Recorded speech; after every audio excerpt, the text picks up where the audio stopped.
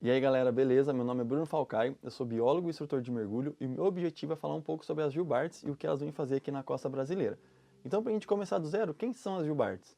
Bom, junto com as outras grandes baleias e com os golfinhos, elas formam um grupo dos cetáceos, que são mamíferos que são adaptados para viver no ambiente aquático. Ainda dentro dos cetáceos, a gente tem duas grandes classificações, em misticetos, que são as outras grandes baleias, e onde as Gilbarts estão inseridas, e odontocetos, que são os golfinhos, ou seja, os cetáceos com dentes. Tá? A principal forma da gente diferenciar as Gilbarts das outras grandes baleias é através da presença da nadadeira peitoral, tá? Que é a maior dentro dos cetáceos e pode chegar a 1/3 do tamanho. Então a gente está falando de animais que podem chegar a 16 metros de comprimento e pesar até 40 toneladas. Então são realmente nadadeiras bem grandes. Ainda quando esses animais sobem para respirar, porque assim como a gente, elas respiram através do pulmão, elas não conseguem respirar embaixo d'água, elas formam o que a gente chama de borrifo. E aí cada espécie de cetáceo tem um borrifo diferente. E as Gilbarts, quando elas sobem para fazer essa respiração, elas formam uma corcunda próxima à região da nadadeira dorsal. E isso dá inclusive o nome em inglês dela, que é Humpback Whale. E uma coisa muito legal sobre a identificação desses animais é que cada indivíduo tem uma identificação única, parecida com a nossa digital, porém fica na parte de baixo da nadadeira caudal. E o padrão de cor e outras características dessa nadadeira fazem com que a gente consiga identificar qual é aquela baleia que a gente está olhando, se ela já foi vista ou até mesmo se ela nunca foi vista por outro ser humano, ou nunca foi registrada. Isso é muito legal. E por que que todo ano as Gilbarts vêm até o nosso litoral? Se a gente for parar para pensar, todo animal ele precisa se alimentar para suprir a sua demanda por energia, certo? Para ele continuar exercendo as suas atividades. E ele também precisa se reproduzir. Se um animal não se reproduz, ele não deixa descendentes e a espécie não vai para frente. E aí durante a evolução do grupo das Gilbarts, foi mais vantajoso para elas fazer isso em locais diferentes. Então elas se alimentam nas regiões próximas à Antártica e sobem até a costa brasileira para se reproduzir, tá? Mas não é só essa população de Gilbart que ocorre no mundo. A gente tem populações em várias partes do mundo. Elas são o que a gente chama de cosmopolitas.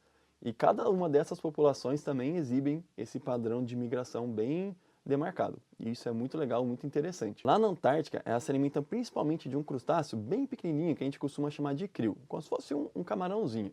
E aí elas sobem até as águas brasileiras para terem seus filhotes e também exercerem outras atividades reprodutivas, principalmente na região de Abrolhos, lá na Bahia. Mas elas também exercem essas atividades reprodutivas em outras regiões, com uma frequência um pouco menor. Há aproximadamente 40 anos atrás, era permitida a caça desses animais no mundo todo, e a gente teve uma redução bem drástica em todas as populações. Tanto é que algumas praias no Brasil e ao redor do mundo, o nome dessas praias fazem referência à época que a caça às baleias eram permitidas.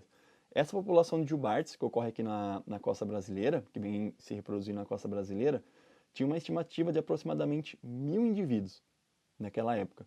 E agora, graças aos esforços de diversas instituições, esse número cresceu para mais de 25.000 indivíduos. Então, isso fez com que elas saíssem da lista de espécies ameaçadas e foi um ganho muito importante para a conservação brasileira. Então, esses animais geravam renda para as populações locais, porém quando eles estavam mortos, através da sua carne e principalmente do óleo. E agora eles continuam gerando renda, mas através do turismo de observação de baleias, que tem se mostrado cada vez mais importante para a conservação desse grupo. Agora a gente tem um número muito maior de baleias aqui no nosso litoral e com a divulgação de imagens nas redes sociais e em outras mídias, a gente tem também muito mais pessoas interessadas em ver esses animais de perto. E isso é muito interessante. Porém, isso precisa ser feito da forma correta. Tá? Não dá para sair por aí pegando um barco e saindo atrás dessas baleias. Tem normas que a gente precisa seguir para garantir a nossa segurança, a segurança do bicho e também que eles continuem exibindo os comportamentos e exercendo a sua vida como se a gente não estivesse nesse local. Por isso é muito importante que se você for fazer um passeio de observação de baleias, você faça com uma empresa séria que siga todas essas normas. Eu tenho a sorte de prestar serviço para uma empresa muito legal aqui em Ilhabela, que chama Baleia com Escaleia, onde todos os marinheiros são treinados e seguem todas essas normas de avistamento. E antes de toda a saída para avistamento, eu dou uma palestra falando um pouco mais sobre as jubartes, porque elas estão aqui, e também sobre outros animais que eles podem encontrar durante essa saída de avistamento. E aí, se você ficou interessado, quer saber um pouco mais sobre as jubartes, quer conhecer um pouco mais sobre esse grupo, tem curiosidade sobre o ambiente marinho e outros animais, a gente tem uma área de membros que chama Escola do Oceano. Vou deixar o link aqui na descrição, onde vocês podem conhecer um pouco mais sobre a nossa plataforma, ver os cursos que tem disponíveis e palestras também. Espero que vocês tenham gostado realmente desse vídeo. E é isso daí, galera. Valeu!